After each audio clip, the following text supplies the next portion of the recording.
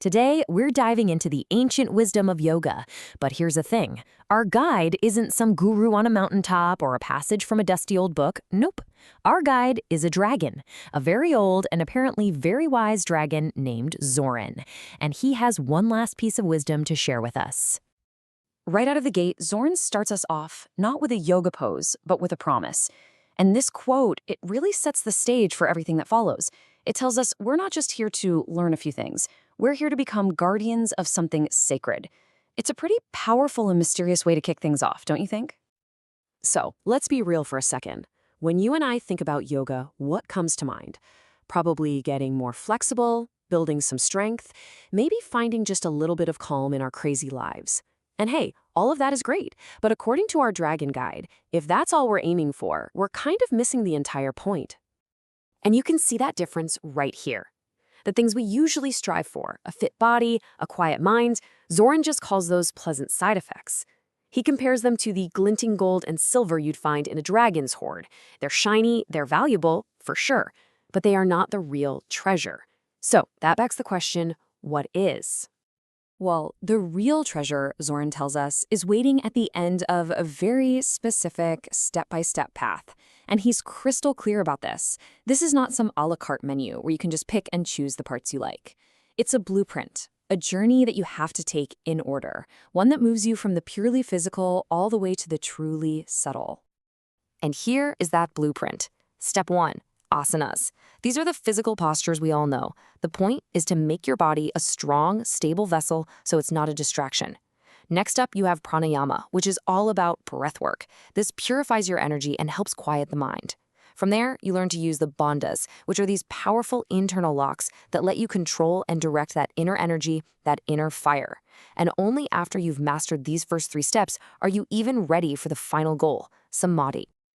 Now, this might sound pretty straightforward, but this is where Zoran gives us a really serious warning. Following this path in the right order isn't just a suggestion. It is absolutely critical. This stuff is powerful, and with that kind of power comes some serious risks if you don't approach it with respect and care. So what is the big deal? What actually happens if you get a little impatient and try to jump ahead? Try to get to the good stuff without putting in the foundational work first. Well, according to Zoran, the consequences are pretty severe. And his metaphor for it is just perfect. He says trying to reach that final state without preparing is like a baby bird trying to fly before its wings have fully grown. It's not brave, it's just a recipe for a fall. You're just not built for that altitude yet. And that is exactly why having a real teacher, a guru, is seen as absolutely non-negotiable on this path. The source makes it clear that these practices can literally be fatal if you do them wrong. A guide is there to protect you from that wildfire that you're trying to learn how to tame. They know the path, and they're the ones who can tell when you are truly ready and able to safely take that next step. Okay, so after all that careful work, after this disciplined, guided journey, we finally get to the heart of the dragon's hoard. We finally get to see the true treasure. The entire purpose of this whole path is to reach a state called samadhi. So what on earth is samadhi? Well, it's described as a state of complete and total absorption. It's a state where your sense of being an individual, your ego, your personality, the whole you, it just completely dissolves. It's a moment of total union with, well, everything. Let's try to break that down. Getting to samadhi means the end of your ego. It means your mind's endless chatter finally goes completely silent.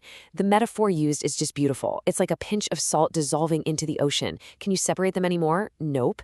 This state is said to lift you beyond the cycles of birth and death. That is the real treasure. And this brings us right back to where we started, back to that initial vow. You see, Zoran's final lesson isn't really a lesson at all. It's him passing the torch. He calls it a blessing.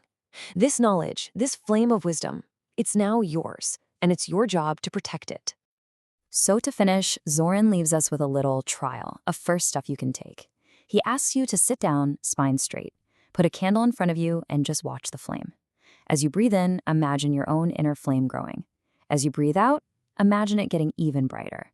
Then close your eyes and just hold that image of the flame in your mind. Whenever your mind wanders, just gently bring it back to that unwavering light. This is it. This is where the work begins. So our journey through the dragon's wisdom might be over, but really your own work has just begun. Zoran has passed this knowledge on. So the final question isn't for me, it's for you. You are now the guardian of the flame. How will you protect it?